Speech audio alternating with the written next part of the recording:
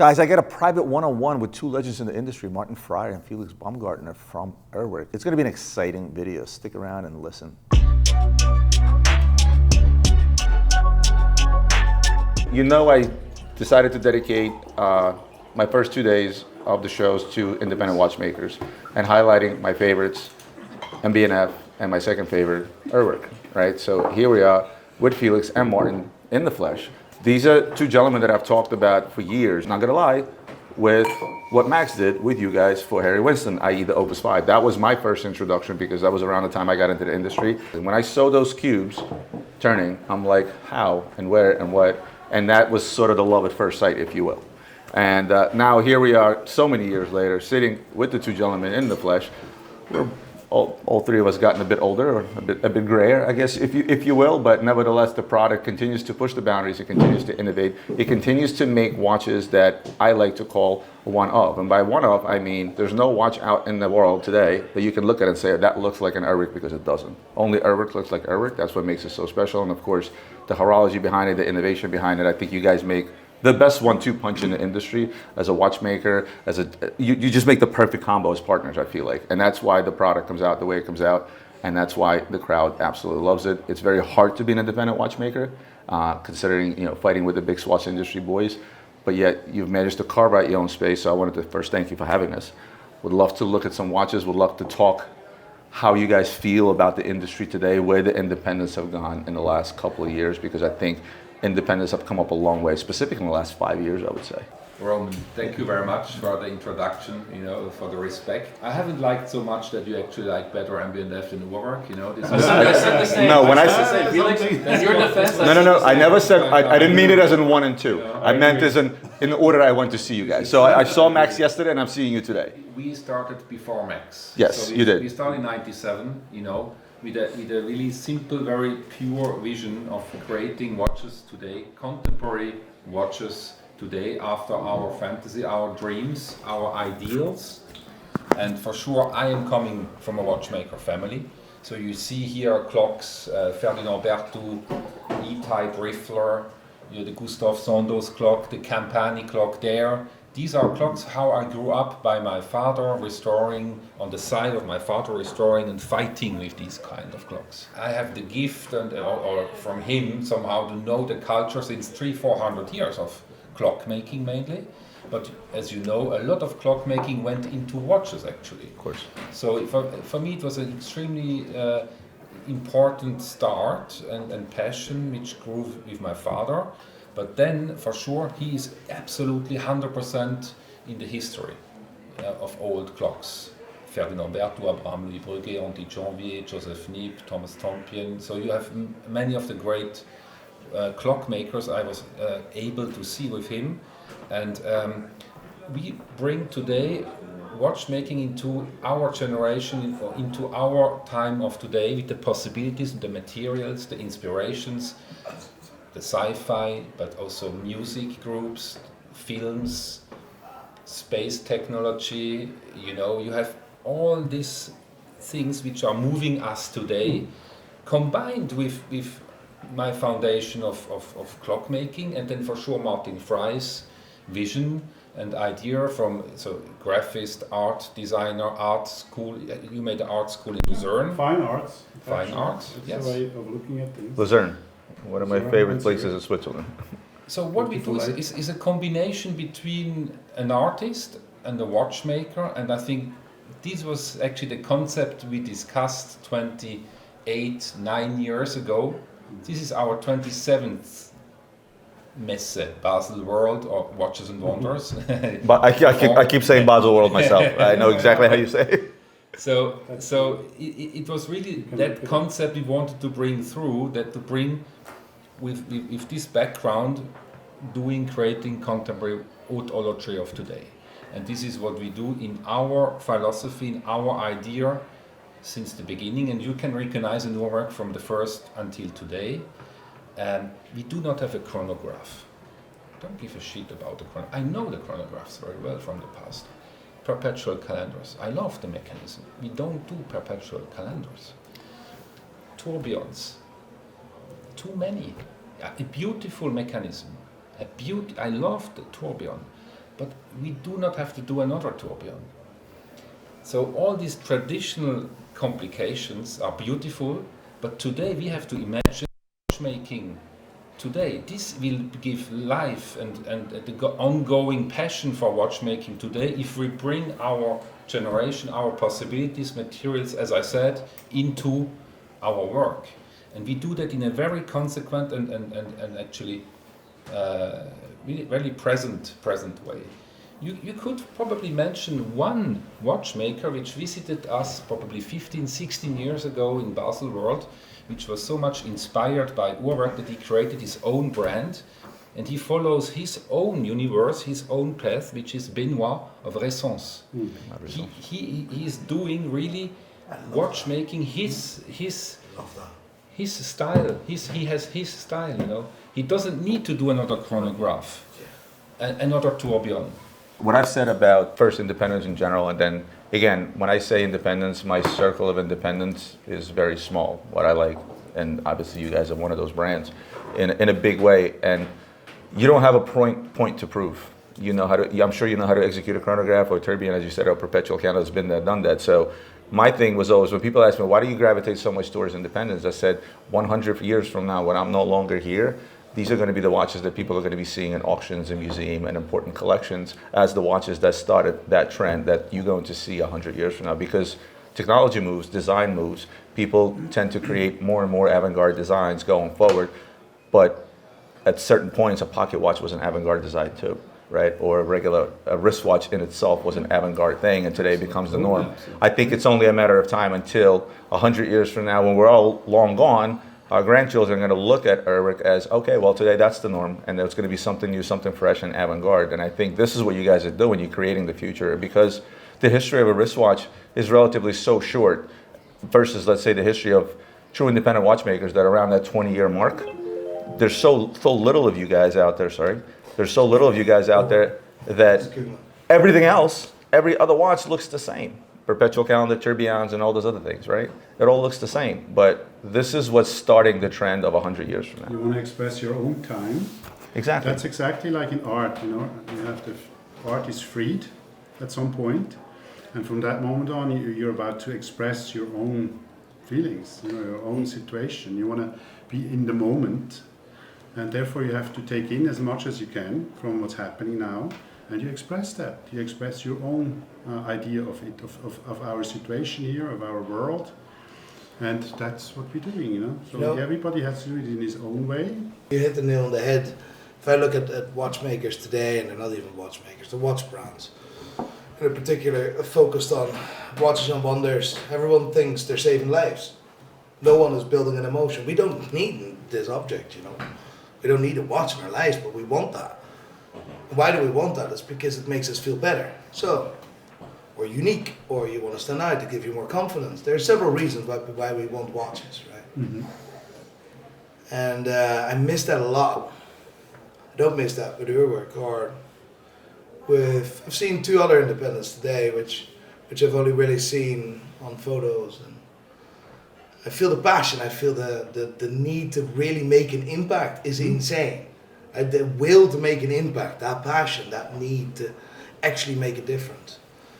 And that is what independents do, and what you bring as well. Like, I mean, I couldn't stop thinking about what we talked about yesterday. Yeah. I was talking some sexual stuff, joking. I mean, But the way you said it too, them right here, that's the epitome of what you're saying. These two will like fight for the passion. But I walk around with watches and wonders and this and that, and it's like, that 𝗙𝗂𝗍𝗂𝗍, look at that, whatever, man.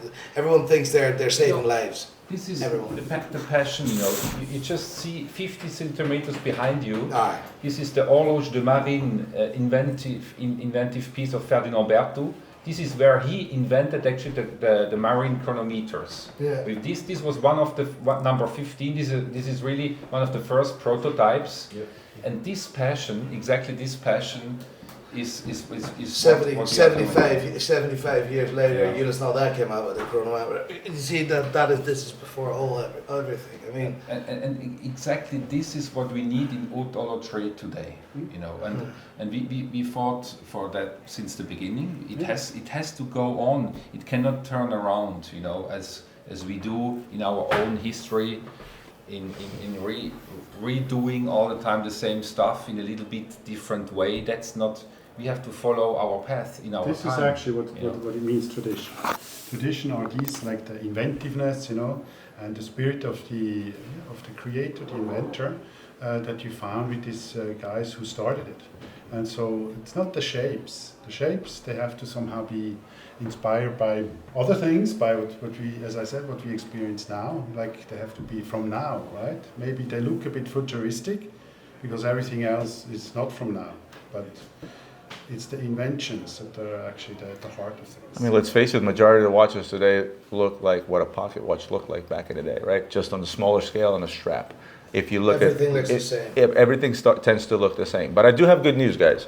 So, and this is my own take on this, and I'm going to go from a perspective of a secondary market now, where for the longest time, every independent watchmaker struggled with what?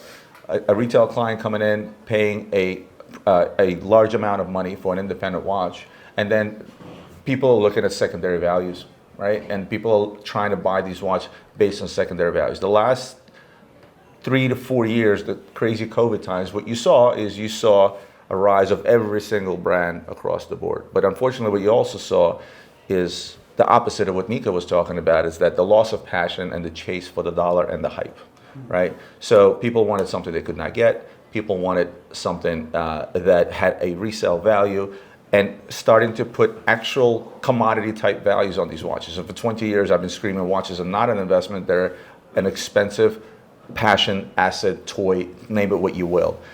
Now people have finally got burnt on the concept of, oh, I just paid this for this watch, it's now worth this. It's a great investment because the market has shifted across the majors, and they're starting to come back to the basics. And the basics are, you buy this for the passion of watchmaking, for what's inside that watch, of who made the watch, the history behind it, etc. And I think that it's the independent watchmakers that are now going to start taking that lead, because for the first time ever in the industry that I've seen in the last 20 years, I'm starting to see a shift towards passion more, and people caring less about the value. And when you start chasing passion, you start saying, well, all the majors tend to look the same.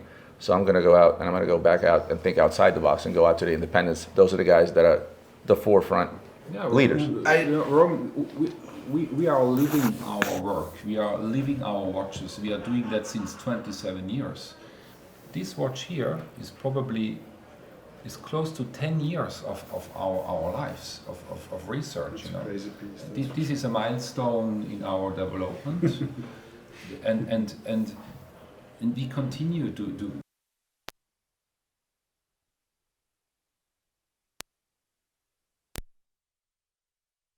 How about the fact that you guys got the Cobra watch to work, unlike Cartier that couldn't do it in the 1950s? You made the watch work. You made the concept work.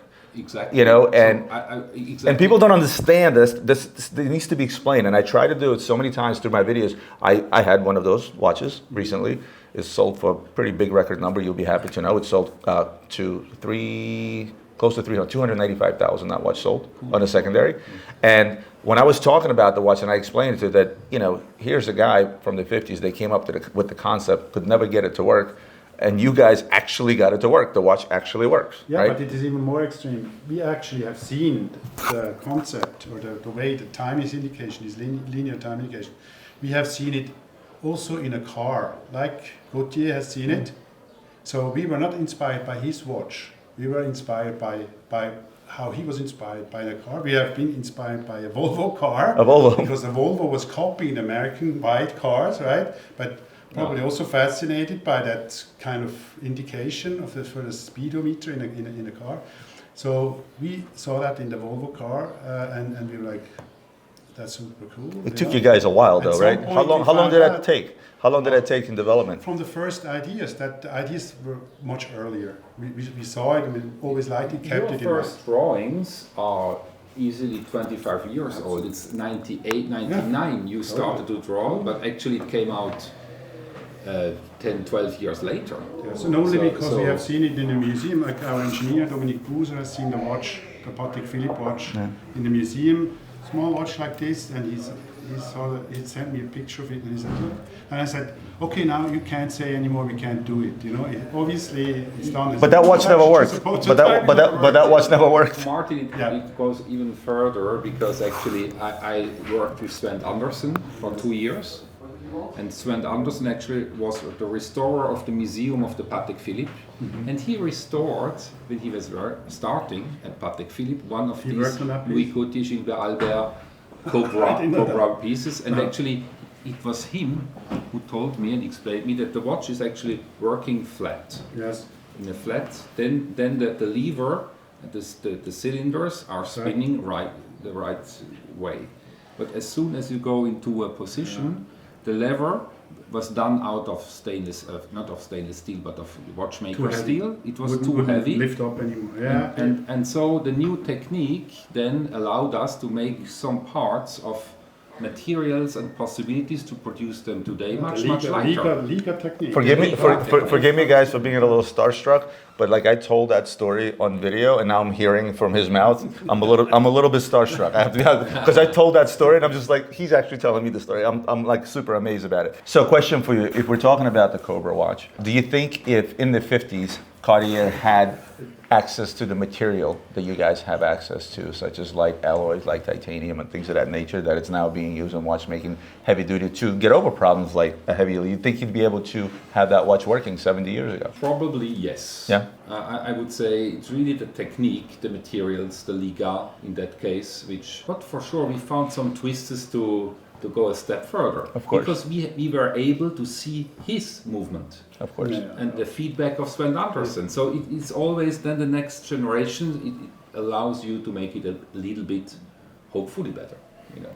So, that's the story, you know. But for example, on that, this is out of scratch. EMC is a watch which is totally never existed something like that in the watch world, you know. That's just craziness. You know what in an ideal world I would like to see, and I've said that for a good few years. You see, the watch world and the industry on its own, right? Everyone talks about Rolex, everyone talks about value retention, everyone talks about that bollocks, right? This is an incredible story that you guys have, you know? It's an incredible engineering, like, invention. Yeah, and it goes further than watchmaking. Exactly. It goes further than watchmaking, actually. It goes into fine electronics. I would love at some point to see this in a broader picture, that there's some form of, maybe, I don't even know how that is possible, but like more mainstream, because your story should be told. Like, I mean, the way you guys invent and design things is genuinely out of this world, and I don't know, it needs to be told. It needs to be going to a wider public. If that I tell it all the time. No, to be fair, You're working I mean, one step after the other. I mean, what can I say? We are just doing that stuff. We have to do it. We have to do it. I'm not saying. So if you help us to a little bit communicating this, I'm not saying just video. Okay, you know, but that's not our. I'm not saying just video stuff, but you know, give you an idea, right? And this is what I mean. I don't mean it this way. I'll take it the wrong way, but because I hate it, but it's also smart. The Swatch Blancpain collaboration, rubbish, whatever. But a lot of people outside of the industry all of a sudden knew the name Blancpain. Sure. I would love that. Not Swatch in any way, shape, no. but I would love to see. You have to wait. You have to do something. You want to find a way to bring the youth into the brand. Yes. That is. I want to bring seatbelts, man. You know, on that level, we will have a better. And we are working on it already since a couple of years, actually. But by the way, URWERK was quite in the shadow, as you are just explaining now here. But our friend Max, with the 𝗿𝗿𝗆𝗆 Opus project, came to bring us a good light, and that was the first light somehow to our work, you know. For sure. And we are from every 3-4 years we are making a nice collaboration, also with the goal, to get some light somehow, you know. And for sure, the people on the other side has to be inspiring and has to have a real value, but. The world deserves to see this, right? The world deserves to see this. Cool. And if that is the last or legacy, the world deserves to see this. Yeah, cool, thank you. You will find, I will tell you, Thank you for Michael Jordan too. it's like, You're welcome. No, he's been pushing the brand a lot too. Joking. For sure. what I found, you know, having been in the business of selling watches, what I often find myself is I categorize clients based on what they like. And one of the things, yes, I'm looking at you back there. Like I know what clients like. I know the type of individuals they are. More and more, I'm finding clients that, as we like to say, wouldn't be caught dead wearing an independent period. All of a sudden, looking that route. My very good friend Adam in Florida, he ordered himself the new round piece that none of you guys are wearing. He's wearing it. So he's a vintage guy, 150%. No modern watches in his collection, 0. But yet somehow. Last week I was with him. Yeah, and all of a sudden I see him wearing that. He's like, dude, and he's like this cool, dorky little, dude, did you see what I got? Like he was so excited about it. Him over? I should have, but you're. No, I mean we brought him with that piece, you know. Okay. You know How how do you Times, make a childlike thing out of him? What he was talking about, the emotion, the passion that's been so far lost with dollar signs hovering over everybody's minds when it comes to buying something as an investment. You managed to bring it out in a guy who's so far separated from independent watchmaking or modern watchmaking altogether that it's amazing. It's amazing that you can do that. It's what you were trying to say earlier, is bringing out the passion for watchmaking. I walked around with Watches and Wonders for 3 days. And I'm not even joking. And maybe that's my point, right?Maybe it's my thing, and it's definitely a me problem. But yesterday, when he arrived yesterday, or the day before, yesterday it was, and I was on the point, we were gonna have dinner, and I was nearly gonna skip dinner, and I was gonna couldn't book a flight, so I was like, I'm gonna get a plane to fly me home. I want to go home. I don't want to be here anymore. This is not my hobby. This is nothing. This has got nothing to do with anything I've ever loved about this industry.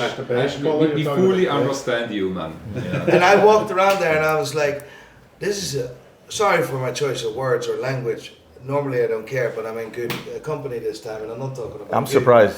I didn't get a fuck bomb from out of you yet. Normally I don't give a fuck, and I genuinely, I still walked around. I'm like, I just want to go home. I don't want to be here, and that's the first time that ever happened to me, and that was quite. And then I took him to all the independents, and I was like, and he was already. And I was there, just let me be. Okay, just talk to people that actually care about their stuff, you know. That's what I told you earlier. Being in that hall is like being around underground hip hop. These Yes. guys are just trying to figure You're out. talking to the guy that's making the Watches watches. and Wonders already made it. Not, I mean, you guys made it too, but this is the, you know what I mean? It's already the made it. They subculture. made fuck all. Yeah, subculture. Yeah, like this is the. They This made- is where the meat and potatoes are. You know? They made fuck all. They built fake stories about bollocks, and there's a lot of money behind it. Come on. Look at Watches and Wonders, you have brands that are owned, by conglomerate groups that have to sit there and make sure their stockholders and everybody else are happy. They got to copy what's popular to make it make sense. How many new rainbow watches came out this year, Nico? It's different. It's How many new rainbows? I don't care. I don't. It's a different. I'm the biggest thing. Rolex. I was the Even- biggest even- Rolex fanboy. I don't know what the Bro. deep sea, whatever. I don't care. Even Dune copied the movie Hamilton. Or they copied Let's New York make- 110. Let's make a little prayer For them. to. Bro, no Let's make offense. it- No, to two authors, the founders of the academy, the AHCI. Yeah. They founded in '85. In '85, Vincent Calabrese and Sven Anderson founded that watch academy, and with that they created a platform where independent small ateliers, watchmakers were able to show their work during Basel World at the time. And I think this is what created slowly but surely some watchmakers, with Philippe Dufour, we had incredible, we had also a little tonneau, like the beer fuss, so that was the human place. Have you been at the time? So the first time I got experience with ACHI was, I'm going to say the 2005. It was upstairs in Hall 4 in Basel World, if I'm mistaken correctly. I walked in, I remember it clearly till this day. I walk in, I saw Thomas Prescher. This is when he made a 3D tourbillon. He was making one for the Russian market with the Russian eagle that didn't age well today. But with that said, up next to him, I think it may have been, no, Yanni Holter was here. Yeah. It was 10:30 in the morning. He was already had 5 beers, I think, at that point, and he was having a good old time. We invited actually Yanni Halter into the academy. Okay. So we started in 97, 98, 97 it was a prototype actually, 101, 102 First prototype. Then 98 it was the first little series of 102s we finished. And then we invited Vianney Halter actually. 99 he started with For Saint-Paul Journal also. So then these guys came to the booth in Basel. It was an incredible energy on that stand. Then Philippe Dufort, even I think 2000 he joined. So it was kind of all Francois around. Paul at the time, he did the minute repeaters for Piaget. I think that was in '99. That's what kind of gave him an initial amount of money to be able to do his own. Because I own one of the original minute repeaters that he has, the one with the diamonds, the piece unique that he made for Piaget. It's broken and nobody wants to fix it. These guys joined the academy actually 2-3 years later than me. So that's kind of probably not too many people know, you know. But yeah, we are in the shadow. But this is our quality. But the beautiful thing about today's world is that you guys are no longer in the shadows, because you have guys that are still passionate about watches. Myself, Nico, along with many other watch guys out there that happen to have a media component to us, which didn't start that long ago. But I think social media is a humongous help to getting rid of the shadows. Social media is just an amplification. It's an amplifier for your message in general, anyway. But I think URWERK, it wasn't in the shadow for it's not in the shadow for 27 years. Yeah. I mean, that's not I wouldn't say it's in the shadows now. I'm saying it's not in the. That's correct, but it is by people that only look at Rolex. It is, but even if you look to brands like close friends, Ambient F, Max, you look to Duppertune. URWERK, we are on the inside, the purist side, you know. We are not looking for as much light as these guys. But then you have incredible VIPs like Ralph Lauren or Junior. I don't know how his name is again, but Michael Jordan. These guys are privately just enjoying our watches, you know. So this is what brings us light, you know. There's a humbleness that they have. Like when I remember we were having lunch, I noticed it at Park Hyatt, and the guy was intrigued by your watch and everything, and so fascinating. You're sitting there like, yes, the guy who designed it. You felt a little uncomfortable, right? I mean, you were a little shy, saying you're not good, but because you're proud, and you know what I mean, like. Oh, if I made your watches, I would not be shy. I would be like this. I did it. More reserved, and they let the work speak for itself, which is, you know, and the work speaks for itself, obviously. But it takes a level. I never had the opportunity to see this, you know, and it is, for me as an enthusiast, it's incredible. I'm sick and tired of all the bullshit that's being served to me every single fucking day. I'm done with this. Is very special. This is actually our, you know, address to the watchmaking industry to say, you know, you have contemporary technology.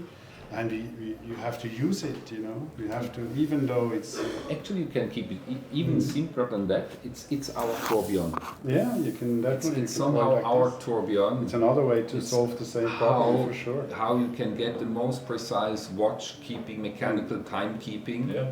You know, your tourbillon has to be regulated at one day. Yeah. You know, in one place. But you live in a different climate, in a different area. You live over time. After 6 months, the regulation gets a little bit off. After 12 months, again.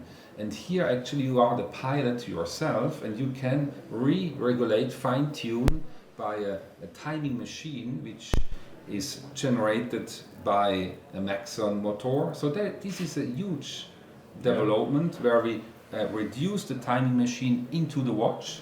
So we have a little watchmaker somehow looking to the frequency of the balance wheel with the light, and actually the watchmaker on the desk down here we have microphones. Yeah, he's listening. They're Listening to the not tic-tac. looking at us. Exactly. And we even improved that. We are not listening to it, we are looking with a light So to the it doesn't touch frequency it of the therefore, balance so it's wheel. not really, Laser, it's yeah. just like a light beam that goes down to it and in that sense tests, you know, the precision. And the fact you adjust it on the And back. like you said, it's your Yeah, own. so the watch is your own actually a program. control board for the movement, you know, like the front. It's not really a watch yet, it's kind of like on the way. You know, to explain it in 1 minute, you know, a 10 years development is not easy, but I would imagine so. you know. But we even improved a timing machine like the 𝗴𝗍, the grinder, the typical classical watchmakers timing machines. This is even more precise. Such an amazing experience to physically be there and actually see it there, and then go down and see that watchmaker putting together that very watch that you just so passionately spent time talking about. An amazing experience, and I've always put the individual first. That's behind the product, and then later the product. And to be able to be in such close proximity to those two individuals that created such a wonderful product. And I hope you guys enjoyed the video and got a little bit of that same experience. Don't forget to, as usual, like, comment, share, subscribe, and I'll see you in the next one.